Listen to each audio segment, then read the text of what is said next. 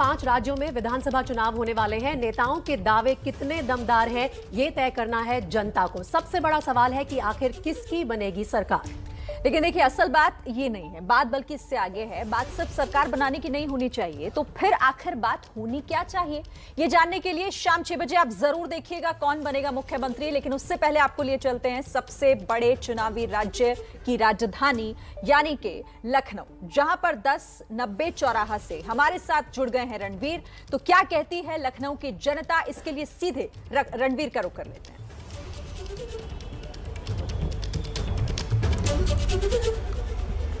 नमस्कार, मैं रणवीर। मैं मौजूद हूँ देश की राजनीति के केंद्र लखनऊ के 10-90 चौराहे पर, और यहाँ पर मैं शुरुआत करूँगा इस लखनऊ में और बताऊँगा आपको कि इस बार जनता का मूड क्या है, क्या मिजाज है, क्या चुनावी मुद्दे हैं, क्या सोचकर लोग वोट देते हैं, और इस बीच में किसकी बनेगी सरकार।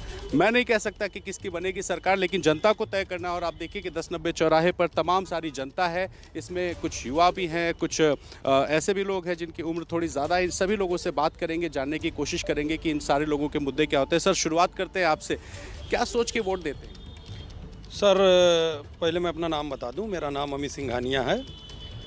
जो हम लोग जो सोच के वोट देते हैं कि इस प्रदेश का समग्र विकास हो और कानून व्यवस्था उचित रहे, इस प्रदेश का जो जितना नागरिक है किसी के साथ भेदभाव न हो, सभी का विकास हो, चाहे वो गरीब हो, मध्यम वर्ग हो या उच्च वर्ग। इस बार का चुनावी मुद्दा क्या है? इस बार का चुनावी मुद्दा है अच्छी कानून व्यवस्था, गैर भाई भतीजावाद, कोई प्राइवेट लिमिटेड टाइप की कंपनी टाइप की पार्टी न हो, पारिवारिक।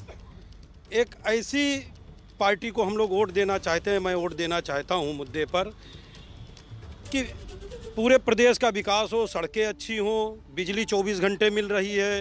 इशारों में आपने जिक्र कर दिया कि आप किसको वोट देना चाहते हैं। आपसे पूछूंगा, आप बताइए क्या नाम है आपका, क्या सोच के वोट? सुबोध श्रीवास्तव नाम है मेरा। वोट देने का मेरा यही रहता है कि विकास हो रहा हो, उसी पार्टी को वोट देंगे, सुरक्षा हो, कानून व्यवस्था सही रहे।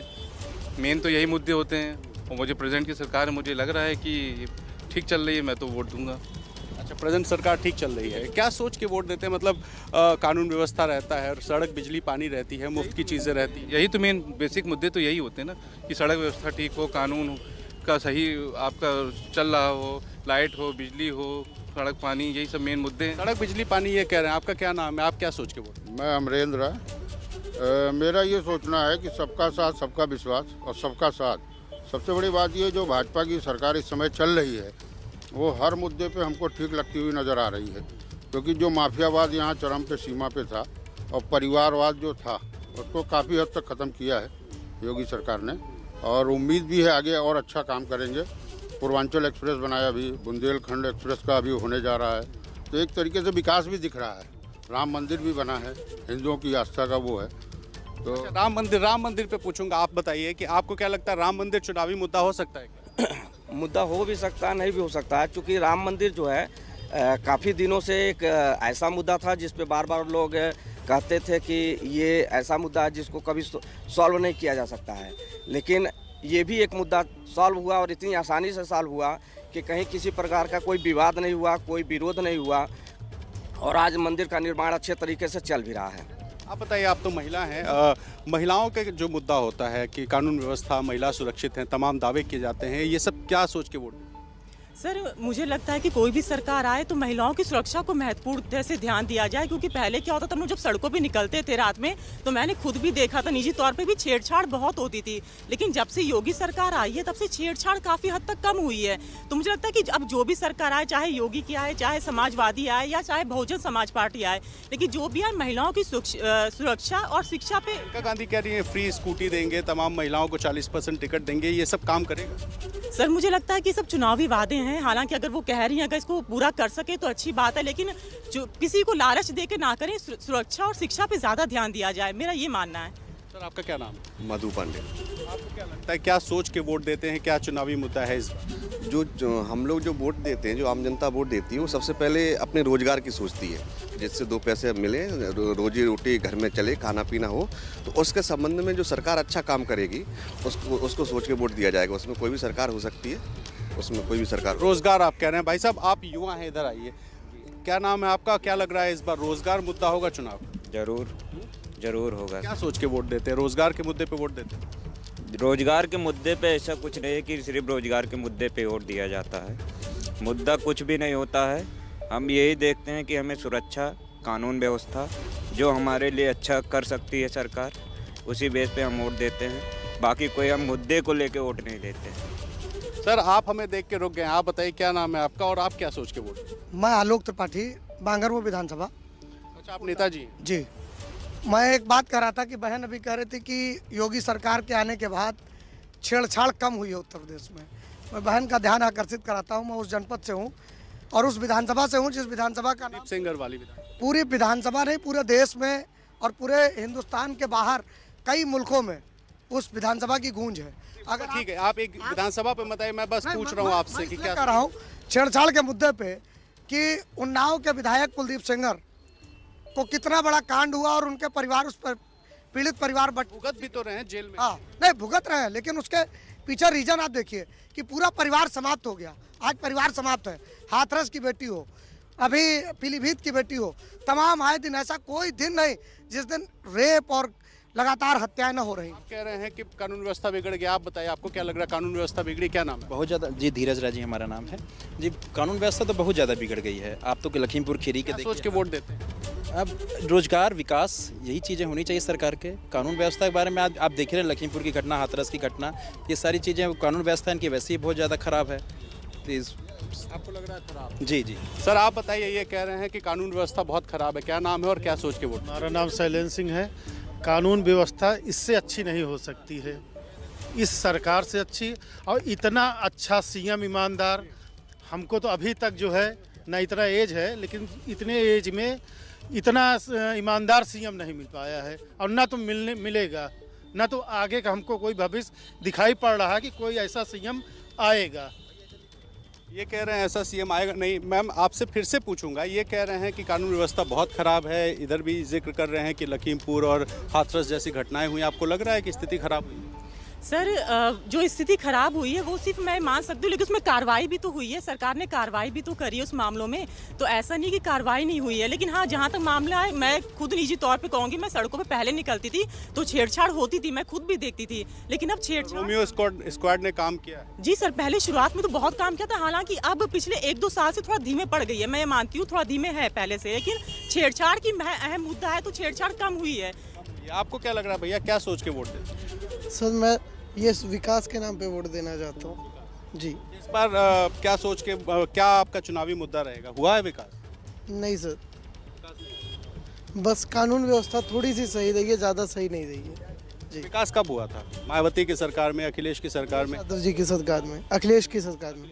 जी सर। इस बार भी देंगे? जी सर, जी सर। कुछ और लोगों से भी बात कर लेते हैं। सर, आप बताइए, आप अभी आए हैं, क्या नाम है आपका, क्या सोच के वोट? कुमार हूँ, राजकीय नर्सेज संघ उत्तर प्रदेश का प्रदेश महामंत्री हूँ और चिकित्सा स्वास्थ्य विभाग का भी प्रधान महासचिव हूँ। सारे संघ। बताइए, कोरोना टाइम बीता है, आप तो उसी विभाग से जुड़े हैं, ये क्या मुद्दा बनेगा? क्या कोरोना बिल्कुल मुद्दा बनेगा। एक्चुअली आपको हम बता दें कि आप सब लोग जानते हो कि चिकित्सा स्वास्थ्य विभाग में नर्सेज ही रीढ़ हैं।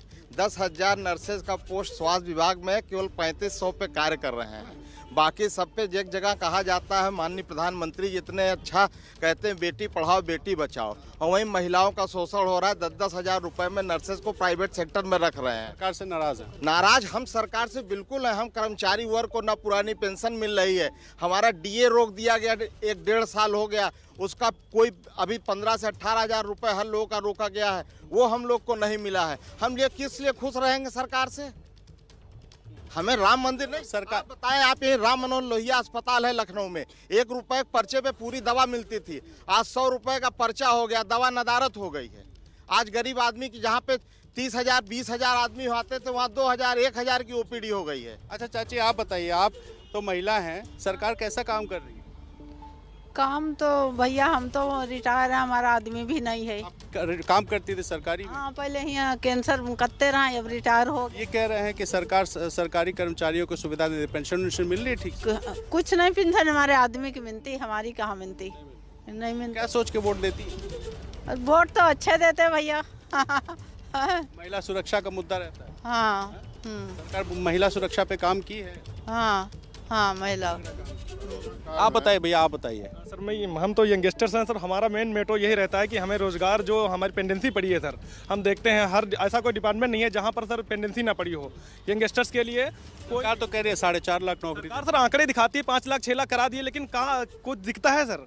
वो कुछ नहीं दिखता सर, वो सिर्फ पेपर पे आंकड़े दिखाते हैं कि हमने ये कर दिया। आज सर यूपी उत्तर प्रदेश का कोई भी एग्जाम देख लीजिए, कोई भी वैकेंसी देख लीजिए, मुद्दा बनेगा क्या रोजगार वाला? बिल्कुल बनेगा सर, बिल्कुल बनेगा। 69,000 वाले लगातार धरना प्रदर्शन कर रहे हैं, इको गार्डन में धरने हो। सर मैं अपनी खुद की बात करूं तो मैं 2016 जूनियर इंजीनियर का एग्जाम देने के लिए भी भटक रहा हूं सर। उसके लिए अभी ना तो 4 साल में किसी प्रकार की डेट नहीं आई है और कोई भी उस पर ध्यान ही नहीं दिया जा रहा। पता नहीं कितने धरने दिए गए, 16 का 18 का, और तो इस प्रकार से पेंडेंसी सर बहुत पड़ी है। और पेपर आंकड़े दिखाते हैं कि हमने इतने रोजगार करा दिए, ये करा दिए, वो करा दिए, सब जो है चुनावी मुद्दे होते हैं सर। मुद्दे सर आप बताइए, आप अभी अभी आए हैं, क्या सोच के वोट देते हैं आप?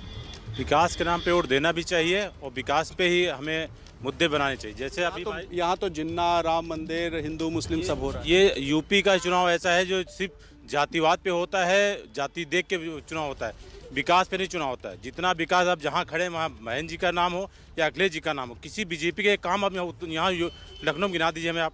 15 साल में बात करें, मायावती जी ने काम किया, अखिलेश ने काम किया, योगी ने काम। नहीं, आप बताइए आपको काम दिखता है नहीं दिखता है?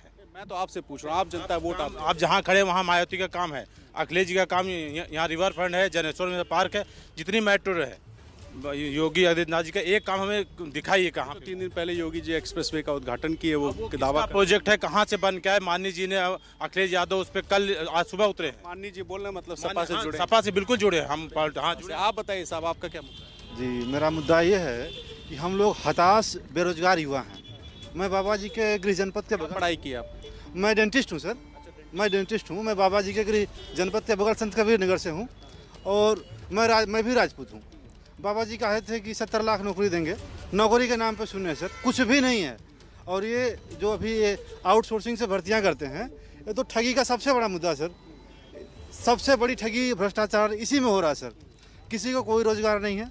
बात किया जाएगा सर अगर कोरोना से, तो कोरोना से मैं कोविड पेशेंट रहा, संत कबीर नगर जिला अस्पताल में एडमिट रहा सर। जो दुर्दशा मैंने देखी है, शायद कोई होगा तो जान जाएगा। मेरे बगल में सर 5 पेशेंट थे, 4 लोग एक्सपायर हुए। हम समझ गए। एक महिला है, आखिर में इनसे बात कर लेते हैं। मैम क्या सोच के वोट देती हैं? महिला सुरक्षा इस बार मुद्दा होगा वोट देने में? जी ठीक है। चलिए, तो देखिए, चुनाव में सिर्फ चुनाव में सरकार बनाने की बात नहीं होनी चाहिए। चुनाव में कई ऐसे मुद्दे हैं जिन पर चर्चा होनी चाहिए और वो चर्चा हम करेंगे आज शाम 6 बजे।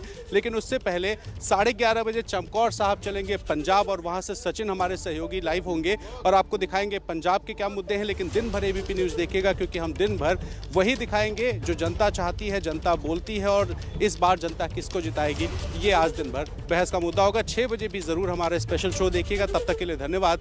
मैं रणवीर आप सबका धन्यवाद करता हूं और अपील करता हूं दिन भर एबीपी न्यूज़ देखिएगा। 11:30 बजे, फिर 4:30 बजे, फिर 6 बजे हमारे स्पेशल शोज दिखाए जाएंगे। तब तक के लिए शुक्रिया।